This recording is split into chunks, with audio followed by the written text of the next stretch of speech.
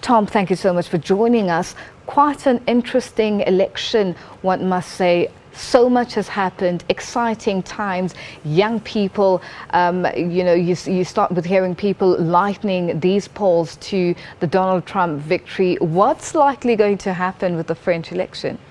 Well, I think that remains to be seen, but Emmanuel Macron is seems to have the advantage at the moment over Marine Le Pen. And now with everything that's happened, do you think there's a lot of similarities in the US presidential election and the current one in France, the French election? I don't see them. I think that the electoral system between the two countries is very, very different. And so, for instance, more people voted for Hillary Clinton than did for Donald Trump.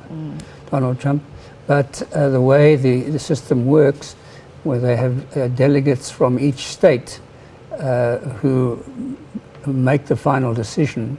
Now, there's no such arrangement in France.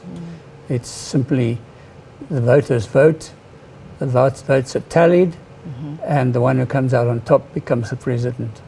Now, Tom, you have member states within the EU worried about Le Pen's victory if it does happen. They are saying at least Europe may be going down the protectionist path that the US President Donald Trump is forcing the United States to take. Is this what Marine Le Pen is working towards?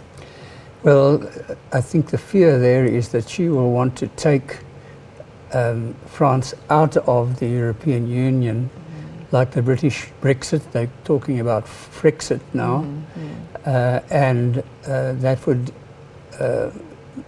be very much against the wishes of the rest of the members of the European Union. But why is it that there's talk of Frexit, especially coming from Marine Le Pen's section or side in terms of the presidential election in France? Is this something that has been playing around in the minds of the French people?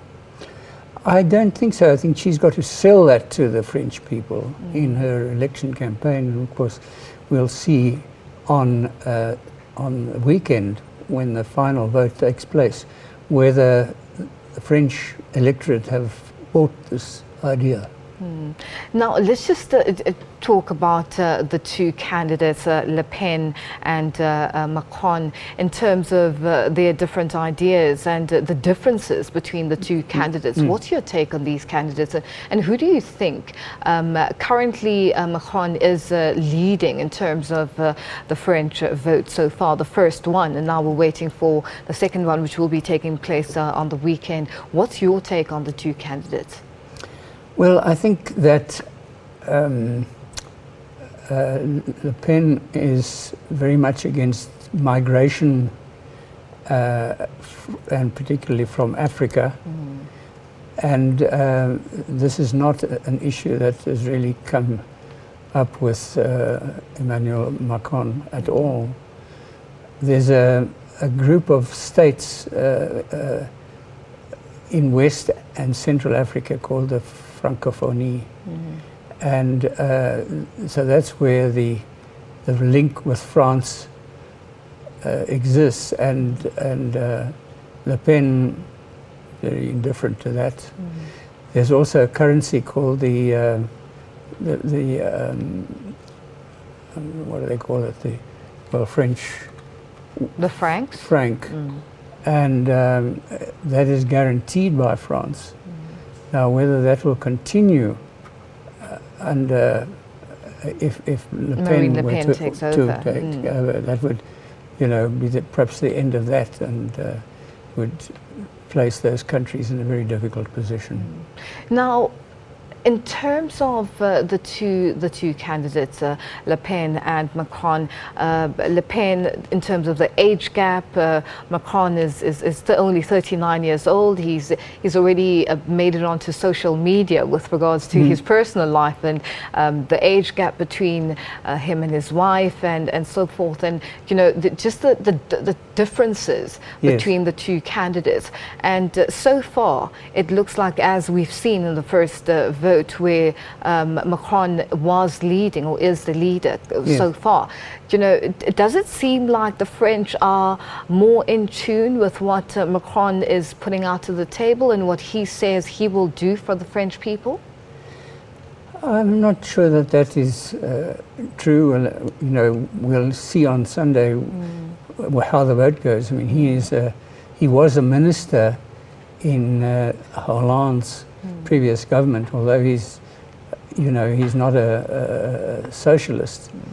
He was economy minister, and I think that he will show that he's a worthy candidate when the election comes up. Now, so far, polls are beginning to place Le Pen in the lead, just compared to the last time in the vote. In contrast to punters who have been vouching for Macron, what is boosting Le Pen's numbers lately? I'm not sure what would do that. It's, I think that any sensible French voter would be going for Macron, not for Le Pen. She took over the party from her father just a few years ago, and he was much more radical, anti-Semitic, anti-Jewish, and all those things. But fortunately, she hasn't concentrated on that.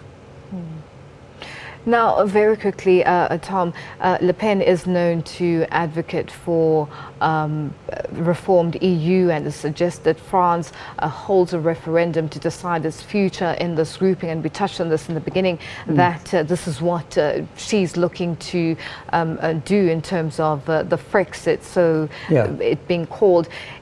Do you think it would be a good idea for the French people, or for France as a country, to go the Brexit route? And as you mentioned, that it wouldn't be a good thing for the European Union member groupings, but for the French people, would this be an ideal way? Would this be her winning ticket in terms of the vote?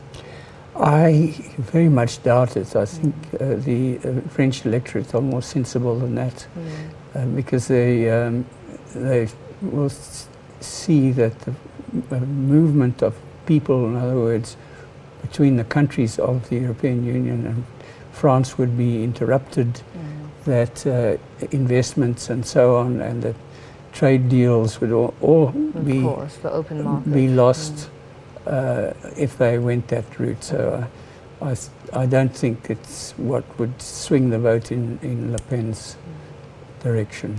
No, definitely something, a development of the election that will be taking place this weekend, and we'll be definitely watching that very closely. Thank you so much for joining us, Tom. That was Tom Wheeler, a former research associate at the South African Institute of International Affairs, SAIA, and he was joining us live